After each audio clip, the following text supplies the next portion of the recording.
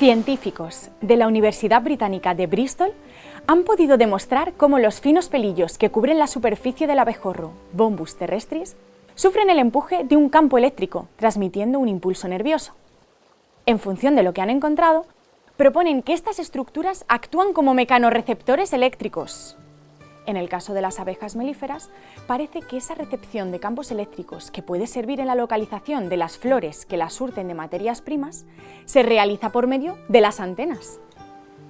Así son estos pequeñísimos animales. Necesitamos unas 6 abejas melíferas para alcanzar el peso de 1 gramo.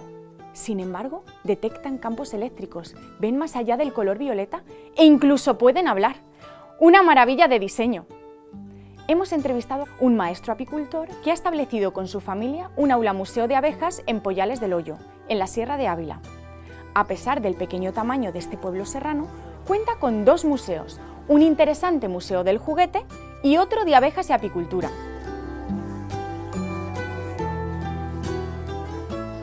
¿Qué les pasa a las abejas? La mayoría de las personas que me preguntan esto no tienen claro cómo son las abejas exactamente. Normalmente piensan en la abeja de la miel.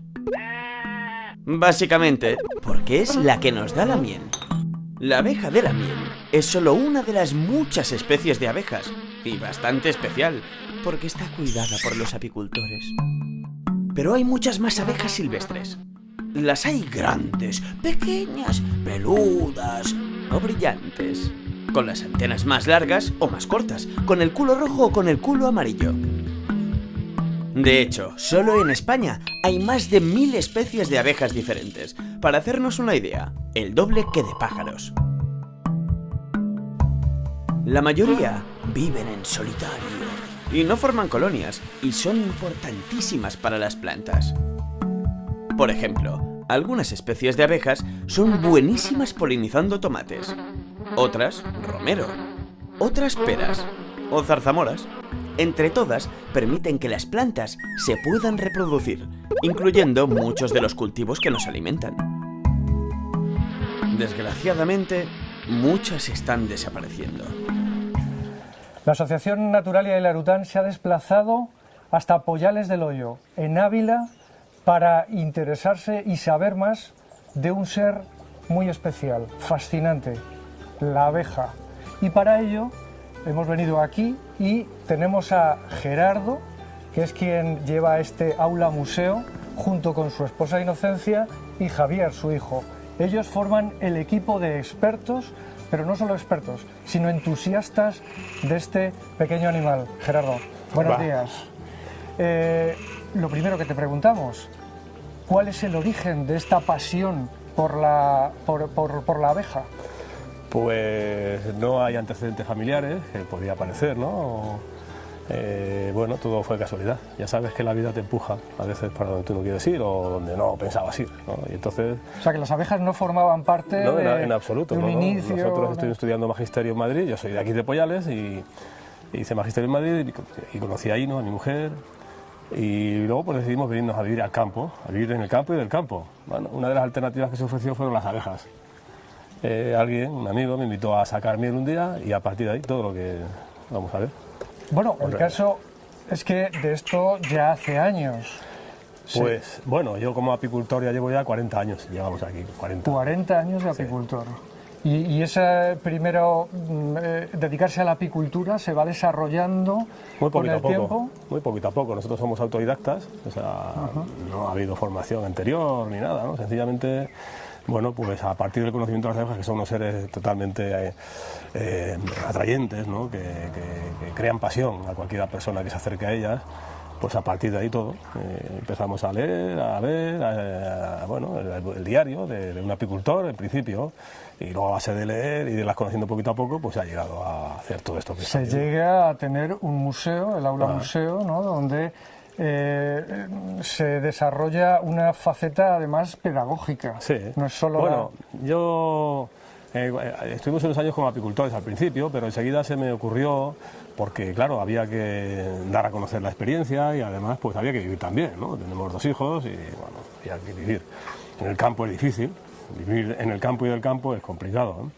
Entonces, una de las cosas que se me ocurrió fue darlo a conocer en institutos y en colegios, ¿no? Yo hice una pequeña promoción por aquí en el entorno alrededor y empecé a dar charlas en colegios, en institutos por aquí cerca, y ese fue el origen que me permitió luego, pues nos permitió montar el museo. Y se puede llegar a montar un museo porque el animal es tan atractivo como tú comentabas, que bueno, es de siempre, de la historia de la humanidad, ver un animal que se organiza, vive en colectividad. ¿Cómo se organiza? ¿Cómo vive esa colectividad de seres? Bueno, ellas han construido, junto con las hormigas, avispas y termitas, las grandes especies altamente sociales, han construido las sociedades más complejas que ha hecho la vida en la Tierra. Están mucho más preparadas para sobrevivir y para conquistar el medio, en definitiva es lo que están haciendo, ¿no? Más que cualquier especie solitaria, ¿no? O menos social. Y bueno, son un ejemplo para nosotros, claro, nosotros somos una especie social también, entonces es importantísima. Y la vemos a ella y resulta que en esa organización hay diferentes funciones, diferentes tareas. ¿Cómo se organiza un poco lo que es la colmena? La colmena está organizada en base a unos principios muy elementales, o sea, la división del trabajo, de las tareas y de los individuos en la función de la colmena, ¿no? La colmena está habitada por 3 tipos de individuos diferentes, que son la reina, que es única en cada colmena, claro que es la madre de todos los individuos, en realidad es su función, es la madre. Están los zánganos, que son los machos, que se dedican únicamente también a tareas reproductoras, junto con la reina, digamos, podrían ser el órgano reproductor de la colmena. Y luego están la inmensa mayoría, hasta 80, 100.000 o más que puede haber en cada colmena. 80 o 100.000 sí, abejas. Incluso más. Incluso más. En una que pueden habitar en un momento determinado la colmena, que son obreras, que son hijas todas de la reina, claro, igual que los zánganos. Y lo que hacen es trabajar. Ya han pasado la fase, bueno, en principio eran solitarias y ahora se han especializado y se han organizado y ahora ya pues lo que hacen las obreras es trabajar. Aunque todavía pueden poner huevos, pero de óvulos sin fecundar y no nacen días más que zánganos. O sea, de alguna manera ya tienen una limitación, sí, ¿no? Reproductiva. Están en una fase grande. de atrofia bastante avanzada de su aparato reproductor y ya lo que hacen es trabajar. Hacen todos los oficios de la colmena, hacen las obreras. Y son realmente las que dirigen todos los procesos que ocurren en la colmena. O sea, tenemos que olvidarnos de la reina como directora. O sea, el nombre no de reina dirige nada, en absoluto, ni enseña nada. Porque, claro, el nombre de reina está mal aplicado, confunde, todo el mundo piensa porque es que vive muy bien, que no hace nada, que dirige, o nada, en absoluto, ¿no? La reina es sencillamente una máquina de poner huevos, de transmitir genes. Y entonces la obrera lo que facilita esa función constantemente, claro. y después... Ellas preparan todo para que la reina ponga huevos, claro. Y ya está, ellas colaboran ahí. Bueno, realmente son imprescindibles. La reina sola no es nadie y las obreras solas tampoco son nadie, o sea... Todos son necesarios, evidentemente. Justamente, cada todos uno en son su función. Que es una de las grandes lecciones que tenemos que aprender de ellas, evidentemente. Y además esa unión que lleva a poder, ¿verdad?, construir esa sociedad. Entonces, la obrera nace y la obrera es siempre igual. Sí. Sí, nace, está... En cuanto, quiero decir, físicamente sí lo es. Sí, nace como obrera. Y nace como obrera. Pero va cambiando en sus funciones dentro de la colmena. Eso sí, eso lo hace, claro. Una obrera, en principio, está capacitada para hacer las múltiples funciones que hay que hacer dentro de la colmena. Todo depende de la edad y de la necesidad que haya en la colmena. O sea, están especializadas según la edad y la necesidad. O sea, que una obrera puede pasar por todas las fases, si son necesarias, claro, si no, no. Pero según la edad y la necesidad. Están especializadas. O sea, una obrera es una obrera altamente especializada. Es una eficiencia absoluta, claro, para la colmena. Y en caso de que haya pasado una etapa dentro de su... Pueden dar marcha atrás, son muy versátiles. Si empiezan limpiando, claro, y después se convierten en exploradoras... Puede hacerlo perfectamente limpiar, si es necesario para Si es necesario para la colmena. Si hay una necesidad muy grande, ella vuelve a hacerlo. Se siente estimulada por las feromonas, que básicamente se comunican con feromonas, y se siente estimulada por una abundancia máxima de feromonas y vuelve a hacer lo que hizo hace mucho tiempo, que ya lo tenía prácticamente olvidado. Pero que vuelve a ello. Son muy versátiles. Es una de las características más importantes de las abejas, la versatilidad. Y de su éxito, entonces. Y de su éxito también, claro. Son socialmente complejas, muy interesante esa faceta. Son también unas constructoras impresionantes. Sí, claro. Ellas construyen... Pues han construido los panales, esa maravilla en la que viven, que son la arquitectura perfecta. O sea, no hay nada más perfecto un panal de abejas, ¿no? ¿Con qué construyen? Con cera. Con Cera cera, producido por 8 glándulas que tienen en el abdomen. Y lo producen obreras jóvenes de una determinada edad, de entre 10 y 20 días de vida. Entre 10 y 20 días de vida tiene la obrera y es cuando Cuando se le dedica funciona, a la... cuando se les Puede activa. construir a lo mejor, Sí, bueno, si es justamente. Sí, necesario. sí, es necesario, pues claro. puede hacerlo. Sí, sí. Entonces, la abeja hace esa construcción que es perfecta, como dices tú, la hace con cera, las abejas en esa determinada edad, las obreras, y lo que construye, porque no estamos habituados a verlo, vemos las cajas del apicultor, pero lo que construye es lo que tenéis en vuestro Nuestro aula aula museo, que son esas enormes estructuras, ¿no?, que han producido las abejas de manera natural, que es como lo hacen, ¿no? Como lo hacen en la naturaleza, claro. Bien sea en el hueco de una roca o en el tronco de un árbol, perfectamente hacen esas estructuras. Únicamente que aquí solamente están suspendidas del techo, no pueden apoyarse en elementos externos, ¿no? Pero igual, exactamente. Así como Y cuando se observa, tiene una belleza, ¿no? Bueno, quiero decir, esto es siempre subjetivo, ¿no? Pero da la sensación de tener una estructura, ¿no? Que... Es el ángulo catenario, ¿has visto? Sí, una catenaria. Una sí. catenaria, es el ángulo catenario. Y es como se construyen, ¿no? Esas De forma formas natural. Empiezan a construir desde arriba, onduladas. claro, y van bajando hacia abajo y ampliando la base. Y construyen, lo que hacen son celdas. Son celdillas hexagonales, perfectas, pero bueno, no solamente construyen celdillas hexagonales, son unas arquitectas perfectas, claro es, y hacen en pentágonos en la parte alta, cuando inician los panales arriba en el techo, hacen pentágonos, son más eficientes, mayor resistencia. Mayor resistencia, ¿sabes? Y luego construyen hexágonos pequeñitos para los más pequeños para las obreras, mayores hexagonales también para los zánganos, cilíndricas para construir para el nacimiento de las reinas. Son cilíndricas porque las de las reinas están un poco como aisladas, ¿no? Sí, bueno, parten están en las celdillas en el mismo punto, pero son redondas, son redonditas y mucho mayores y sobresalen por fuera, son especiales. Construyen su organización social de una manera asombrosa. Es que las abejas hablan entre ellas.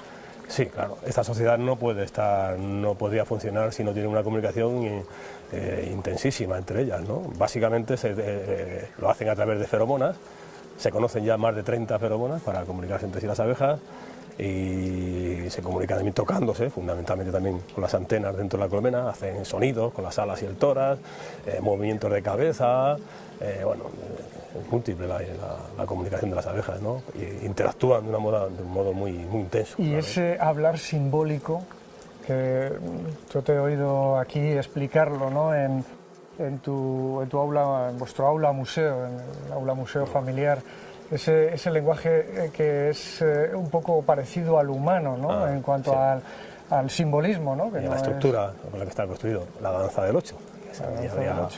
Sí, la danza del 8, que es la maravilla, claro. Que siempre llamó la atención de las abejas, que está descifrado. Creo que no totalmente, pero básicamente está descifrado ya por von Fries, un etólogo austríaco. Y es incomprensible, ¿no? Como un animal tan pequeñito, con un cerebro como el que tiene, puede hacer esa maravilla. ¿Y qué es lo que se habla en esa danza del 8? Probablemente lo que hace es que las recolectoras, las exploradoras, que hay exploradoras dentro de la colmena, claro es, pues viene con información del exterior, entra en la colmena, pasa, por ejemplo, una gotita de néctar, del néctar que trae, de la planta que sea, y está pasando información, ya ha empezado la comunicación, ¿no? Al darle a probar a unas cuantas, he encontrado esto, este olor y este sabor. Pero ahora ¿dónde, caso, ¿no? Claro, ahora tiene que comunicar dónde está. Entonces ella empieza a danzar y le siguen, las que han probado ese néctar, o en este caso, le siguen, la siguen, miran sus movimientos. Entonces ella en principio hace un 8, en la parte central del 8 traza una línea recta, que digamos que con respecto a la vertical, que es el panal,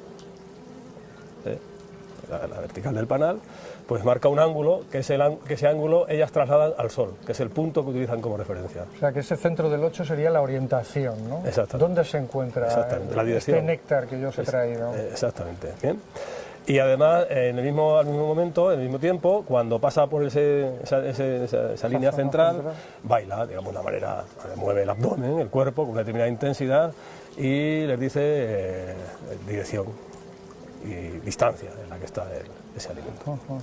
O sea, se lo dice todo. Muy interesante. Se dice todo. Y es de una manera que no es evidente, quiero decir, cuando el lenguaje no es simbólico, si queremos representar agua, pues dibujamos agua, pero al decir agua que estamos hablando, estamos convirtiéndolo en algo que los dos entendemos, y en este caso las abejas se entienden entre sí. Perfectamente.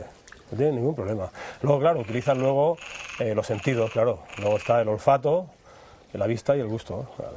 No tiene ningún problema, vamos. Y le han mandado a por eso y viene con eso. O sea, ya trae esa información, claro.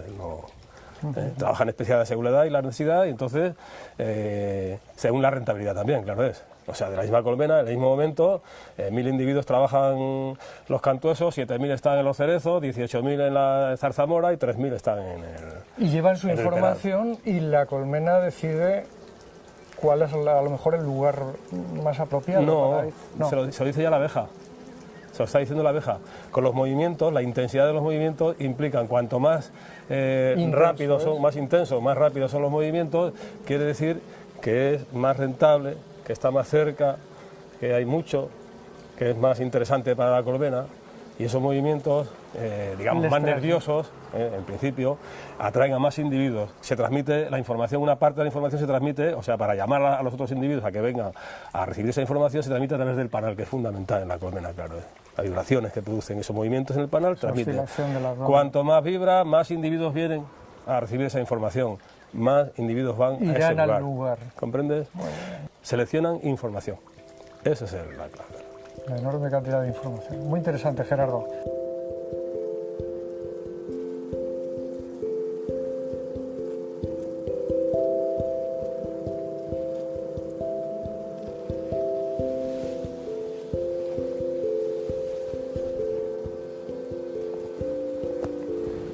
Ahí está.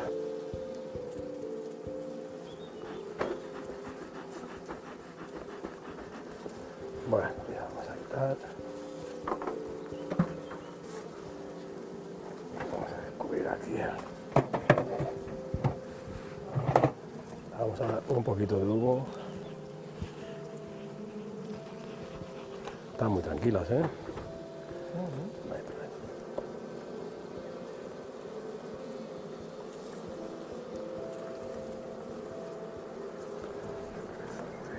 Están todos llenos de miel, ¿eh? Están operculándolo, tapándolo, ya madurándola, finalizando el proceso.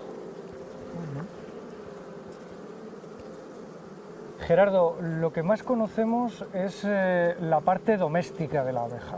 La apicultura. La apicultura. Es ligeramente algo diferente a lo que hemos visto, ¿no?, en el museo, que son esas colmenas construidas por la propia abeja. Ajá. Aquí lo que se les da ya es un panel en el que está impreso la cera, una lámina de cera, con ya apuntando los hexágonos para que ellas ya construyan y formen el panal tal y como lo conocemos nosotros. Que estamos viendo aquí. Efectivamente. Y entonces la abeja produce una serie de sustancias, de elementos que a nosotros nos vienen muy bien. Produce cera, produce miel, produce polen, lo conocemos muy bien todo ello. Producen también algo que aprovechamos, los propóleos, por ejemplo. ¿Qué utilidad para nosotros tienen los propóleos? El propóleo es una medicina natural que utilizan las abejas para desinfección de la colmena y para para fijar los diferentes elementos y aislarlos. Para aislarla también del exterior, de la temperatura, y se utiliza en medicina humana. O sea que un poco la función que cumple en la colmena también sería aplicable a nosotros. Perfectamente. Un antiséptico, ¿no? Un antiséptico natural extraordinario. Otro producto de la colmena es la jalea real. La conocemos, la jalea real. Sí, sí. Es bien conocida, pero lo que generalmente se piensa es que es solo el alimento de la reina. ¿Es así? No exactamente. La reina es verdad que es la única que toma jalea real durante toda su vida. En la fase de larva, durante 6 días, y luego cuando nace ya siempre jalea real. Sin embargo, las obreras y los zánganos toman jalea real los tres primeros días de la fase larvaria, y luego ya toman miel y polen durante toda su vida. En los siguientes 3 días de fase de larva toma papilla elaborada con miel, polen y agua, y cuando nacen, ya de adultos, miel y polen siempre. No toman jalea real. Y algo que se recolecta también, curiosamente, es el veneno de la abeja. La apitoxina de la abeja. Claro, es buenísimo, parece ser, se utiliza en apiterapia para tratamientos reumáticos, para artrosis, artritis, temas de huesos. Bueno, en esclerosis múltiple hoy día se utiliza también. Pero luego hay algo que quizá no conocemos tanto, pero que ya va sonando, ya va sonando se va escuchando, ¿no? Y es que, claro, la abeja produce eso, pero no lo produce para nosotros. Nosotros lo aprovechamos, lo produce para ella, para sus necesidades, nosotros lo aprovechamos, pero luego hay una función de la abeja en el medio natural, el ecosistema. Forma parte de él y ¿puede irnos la vida en la función de las abejas en la naturaleza? Parece que sí. Estamos hablando de la polinización. Efectivamente. Realmente es la función más importante que realizan las abejas en la Tierra. Más que la miel, más Muchísimo. No, la miel es su alimento. La miel es su alimento nada más. Es la energía que ellas utilizan para existir, para moverse, para producir calor. Pero en realidad el trabajo realmente espectacular e interesante que hacen las abejas es la polinización, fecundar las plantas. Ellas son responsables. Más de 20.000 especies de abejas se conocen, pues en conjunto son responsables de más de un tercio de la alimentación, de la alimentación que se produce en el mundo. O sea que nuestro alimento depende de las abejas. Perfectamente. Y claro, las abejas, parece que ahora mismo hay un problema a nivel mundial, el llamado síndrome de despoblamiento de la colmena. Que, bueno, creo que tú lo conoces de primera mano. Sí, porque ya me ha ocurrido 2 o 3 veces. O sea que, mira, ahora esta colmena tal como está, tendría que tener abejas por todo esto que no se viera la colmena, por aquí arriba. Cubierto de abejas totalmente. Hay un descenso no solamente de las colmenas, que se mueren muchísimas, 1/3 aproximadamente de las colmenas cada año se mueren en España, sino que además hay un descenso a nivel de colmena de abejas. O sea que las colmenas están mucho menos pobladas que estaban antes de que llegara la varroa. La varroa sería yo creo que es el desencadenante de todo lo que está ocurriendo en este momento. O sea, llevamos ya 30 años con varroa en España y desde que llegó la varroa, este ácaro que chupa la sangre, la hemolinfa a los adultos y a las larvas, pues parece ser que entre otras cosas le puede haber debilitado el sistema inmunológico, los tratamientos que aplicamos para combatirla, aparte que les transmiten virus. Y se ha complicado con la llegada de un nuevo hongo, también de la misma abeja, que procede de una abeja asiática, complicado con el cambio climático, con la alteración del medio, con los tratamientos químicos, sobre todo en agricultura, cada vez más y más potentes, y todos esos factores hacen que de alguna manera interactúan de un modo extraño y ahora pues se mueren las colmenas, están debilitadas y no sabemos qué hacer realmente. ¿Qué pasa? Las abejas van desapareciendo, se marchan de la colmena, salen a recolectar, parece ser, y no regresan. Con lo cual, la colmena en un mes más o menos, pues se despuebla totalmente. Y te encuentras los panales vacíos, llenos de miel y sin abejas. O sea, vacíos, llenos de miel pero sin abejas. Auténticamente impresionante la labor que cumplen y la situación en la que se encuentran, que nos puede abocar a la verdad es que problema. Hay una alarma mundial grandísima con este problema. Los científicos están muy alarmados y tienen razón para estarlo, claro. Pero bueno, están empezando a haber ya problemas de polinización en algunos lugares. O sea que en China, por ejemplo, en algunos lugares ya empiezan por falta de abejas, a polinizar a mano. Polinizar a mano. A mano, sí, así de fuerte. Increíble. Desgraciadamente, muchas están desapareciendo. Pues el problema es complejo. La principal causa es que nos estamos cargando los lugares donde viven. Hemos cambiado bosques y praderas por campos de cultivo y ciudades, donde muchas especies de abejas silvestres no pueden sobrevivir. Además, usamos pesticidas en nuestros cultivos, intoxicando a las pocas especies que sí pueden adaptarse a vivir en ellos. El cambio climático también les está afectando. Por ejemplo, con la subida de las temperaturas, algunas especies se ven forzadas a buscar zonas más frescas para sobrevivir. Si no encuentran esas zonas, mueren. También estamos trasladando muchas especies alrededor del mundo y algunas traen consigo enfermedades nuevas con efectos devastadores para las abejas autóctonas. Sabemos que cada una de estas cosas está haciendo que algunas especies desaparezcan, pero cuando ocurren simultáneamente, las desapariciones se pueden multiplicar. ¿Y qué podemos hacer? Pues muchas cosas.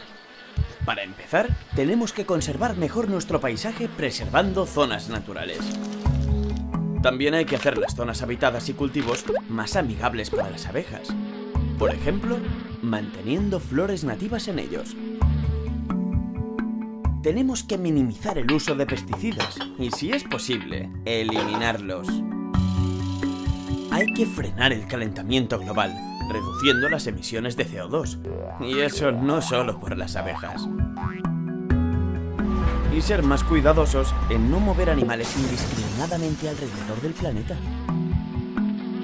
Frenar el declive de las abejas está en nuestras manos. En las tuyas también. El animal es fascinante en sí mismo, en su modo de vida, en aquello que lleva a cabo, pero es que incluso nuestra propia vida depende de su labor. O sea, las abejas en no, el ciclo ecológico. Justamente, las abejas están en un punto de la naturaleza, o sea, que son fundamentales, claro, para la vida, o sea, son importantísimas. Esta no la has tirado, ¿ves?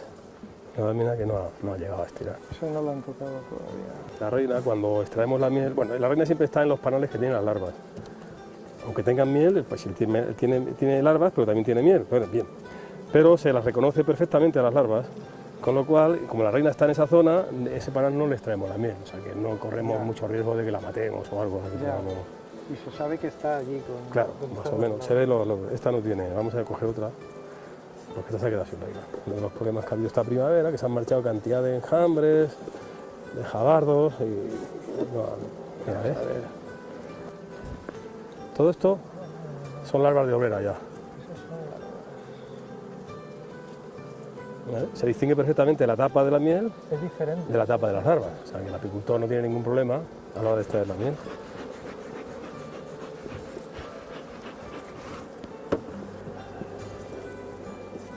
Este ya hemos visto, este otro. A ver si veremos la reina. Mira, aquí tenemos celdillas de zángano, ¿ves? Incluso naciendo, mira cómo nace, mira estos cómo están naciendo en este momento, míralos. ¿Los ves ahí? Mira, larvas, ahí se ven las larvas en el fondo, huevos y larvas, ahí en el fondo. Y la reina perfectamente podía estar aquí en este panal. ¿Sabes? Puede estar aquí o en otro. ¿Me ves las larvas ahí? Como brillan. Y en el borde, miel y polen. Gerardo, llegamos al final de esta visita a tu aula museo. Lo cierto es que veníamos ya entregados al mundo de las abejas, pero salimos fascinados por todo lo que nos has contado. Cualquiera que venga aquí puede conocer todos esos detalles, más aún si vienen aquí a Pollales del Hoyo, Ávila, se encontrarán con Gerardo y con este museo de abejas, con este maravilloso mundo.